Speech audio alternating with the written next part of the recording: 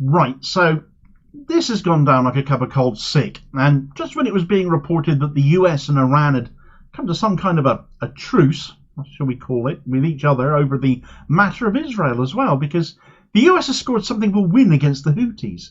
They got one up on them, and Iran being the Houthis' backers, the media never mention that nearly enough, do they? Well, they aren't happy about it. And indeed, if the US think what they've done here is quite the clever trick, well, they might end up regretting that, especially since it's unlikely it could be repeated and does absolutely nothing to calm tensions in the Middle East right now. What the US have done is, in my view, nothing short of stupid. Right, so what's happened then, Damo? You've kept us in suspense long enough with your blurb there. What has the US done to the Houthis to upset Iran so much? You reckon was a really stupid thing to do? Well, you might call this something along the lines of flipping the Houthis the bird, and Iran too whilst they're at it, and can only possibly result in them redoubling their efforts against the US and all other pro-Israel entities hovering around in the Red Sea and the Gulf of Aden right now. What the US have done is effectively taken the Houthis' toys away and given them to someone else. Iran have given Yemen said toys, are not happy about this at all. You see, the Houthis being Iranian allies, and Iran also being allied with Russia, meant the US has for a long time had issues with both countries. No real secret there, but this goes back years. Eyed with suspicion as they are, and across 4 maritime operations between May of 2021 and February of 2023, the US had intercepted 4 stateless vessels, unmarked jobbies, which were transferring arms and munitions from Iran, from the Iranian Revolutionary Guard Corps, to the Houthis in Yemen, it seemed. No Russia involvement here. This was just the US pissing off Iran, from what I can see, because they could. And this was, of course, all well before the Houthis in Yemen had discovered they were capable of blockading the Red Sea without actually needing a navy, or were given an incentive to, because October 7th hadn't yet happened by this point.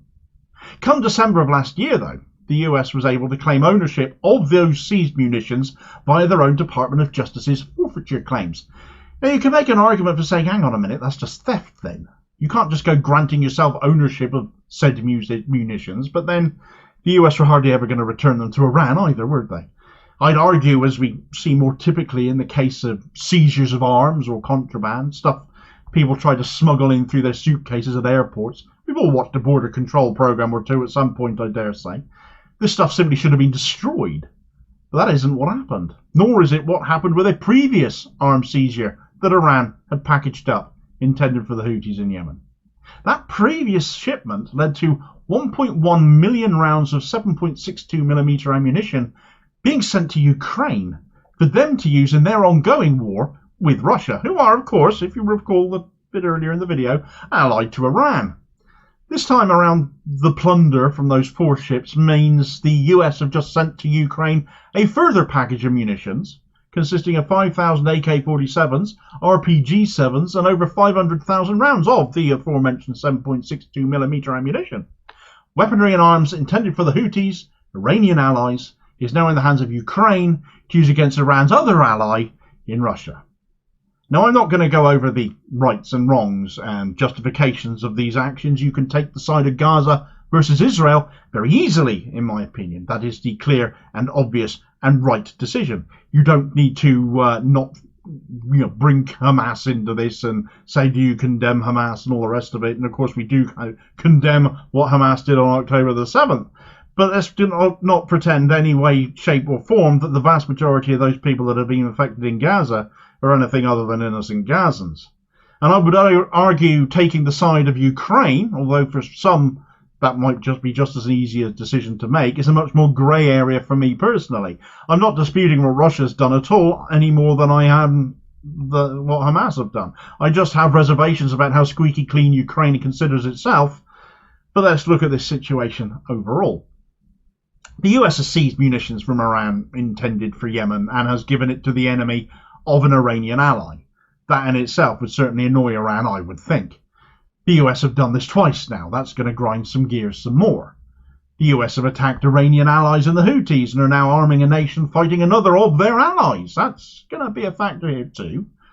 The US is doing all of this and still doesn't want to apparently escalate tensions in the Middle East after Israel destroyed the Iranian embassy in Syria. The US has said it will keep out of the way of any Iranian retaliation on that. And indeed, the Ayatollah of Iran has, in a speech today, the beginning of Eid as it is, has promised that that retaliation is coming. Nothing quite like celebrating the start of a religious period by threatening some kind of violent repercussions, but this is Iran we're talking about. The theocracy there has never been known for being peaceful, but then they are being wound up here as well, not least by Israel, and being US allies as they are. I suggest US actions with those munitions is only going to be revisited upon Israel so much more, though the deal Iran struck with the US was to stay out of each other's way and Iran not to target US infrastructure. So we'll see how that goes. Remains to be seen. But that appears to be the deal they've come to. Even the US not attempting to excuse what Israel did in Syria. But perhaps there's another angle here that should annoy American citizens too, because Congress had blocked more military aid to Ukraine, hadn't it? There's a $60 billion aid package that's been blocked since last year because, frankly, American lawmakers are sick of funding Ukraine to the tune of billions every time Zelensky seems to show up with his begging bowl. So ways and means around that have apparently been found by Biden and co. For example, back in March, a $300 million aid package was found for Ukraine, despite that congressional block, paid for in this way via savings made by the Pentagon. So skimming off the top of the US military budget to fund Ukraine then. I mean, if you pay your taxes in the US, you must be delighted to be funding all these foreign wars, I must say. But equally, these seized munitions have been provided via the same method. No congressional permission was required to supply these items. This way of funding, raised and acquired outside of the usual means, outside of the normal supply chain, as it has been. So will the US be able to seize more munitions from Yemen then, as they've done here, in which case, in order to, well, keep supplying Ukraine, it seems. That seems to be the way they're doing things. Well, the seizures previously were done in the Gulf of Aden before ships entered the Red Sea via the Bab el-Mandeb Strait. And this is the vulnerability of the Houthi supply chain from Iran, because the Houthis don't control all of Yemen. They control the main inhabited region along and inland from the Red Sea coast.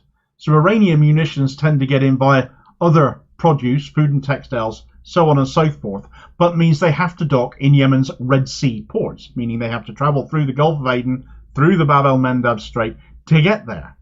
So anybody wanting to intercept that has the problem of trying to get hold of the right ones whilst not holding up food supplies, because Yemen is a particularly poor nation as it is. That's the trick that allies of the West have in order to try and intercept, and this is what the US have got to deal with in order to try and secure more of these weapons before they fall into the Houthis' hands.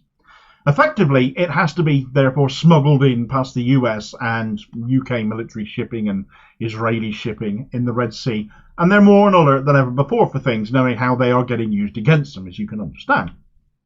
So it's possible the US could confiscate more. However, is that really going to stop the Houthis anyway? They caused no end of chaos to Red Sea shipping to Israel before Iran started giving them more expensive items like submarine drones and ballistic missiles. They were using $100 drones and they were having to be shot down by US armaments costing tens of thousands of dollars, having made fighting the Houthis quite the economic headache. And they were able to turn away shipping with dinghies and rubber boats. And now there is a Russian presence in the Red Sea too, and seeing weapons bound for Yemen ending up in the hands of their enemies in Ukraine. That's not a situation anything close to being calmed down by the US here, is it?